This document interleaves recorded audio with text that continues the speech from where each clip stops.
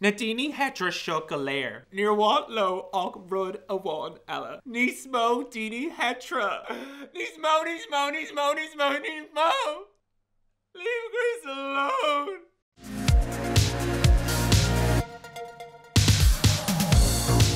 Is Mr. Chris Murphy nó Lena Chrisisainmdom is os chun na mime, tá mé fit is sé blin díis.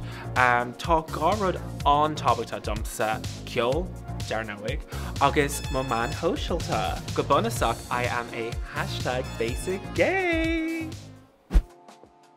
Is cuimhneann lom go mac Chris 8 bliana déag díis a dhéanamh stáda ar an bhéarla san ollscoil. Ní sob-story X Factor é seo, ach rinne buliachtarm. Agus le bheith anracha faoi gurtaigh siad mé ag an am. I ri an lei lig mé go fear hetra a bhí anam. Méise, lom féin, ima down féin. Borod go homnán difriil é sin. Thusig mé má TikTok an bhíon caite agus chur mé an anam Chrisisainmdom atá ar mar bhí mé ag crothú bhíseán airnach nó as céalga. Ach ní raibh aon aber Aisteach ar mar cheanal, so go tuban hit mé sna down hyperpop agus bhí mé ag éisteach le ceoltarí Aiteach agus tugann sin bhain domsa chun aber Aisteach dhéanamh agus a crothú. Ní chuir mé aber Aisteach ar aon rud mar bhí aglarm. Díomh a cairde Chrisisainmdom an seo, tá mé géanamh cad atá mar bhála challenge. Fan go feicim mid, oh my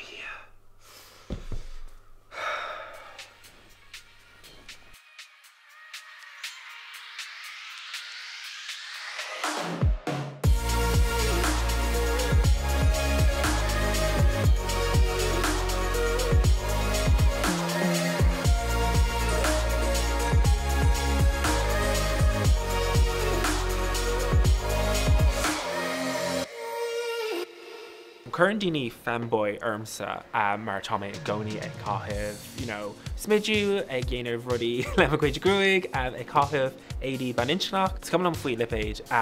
Níor chuir sé stock armsa agus, I think there's not a gender on anything. Bhí mé sásin san bhóg an seo a chruthú méid am féin. An dúchlána bhí agam ná éilú ón bhóg an éonrach seo. Ina rire gach bliain tháinig ceoltarí trás nua amach as an farraige. Agus dom féin, ní amháin na lyricí a dimnig a bhaimmarm ach an cuma agus an fashion agus an stíl a bhí acu comh má.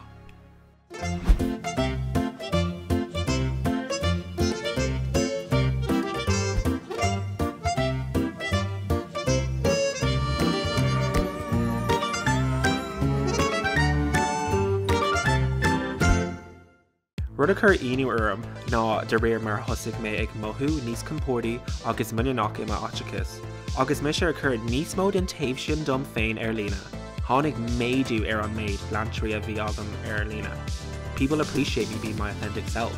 Thug sé sin sprága domsa. Mo iarine, a isrú agus a chur chun cín. Yeah, tá a chuid haters agam, ach go bunasach bhíon daoine dearfach dom anois. Agus mar sin, Tom brodal mar ar Aisteach in Erin. Yes, Queen!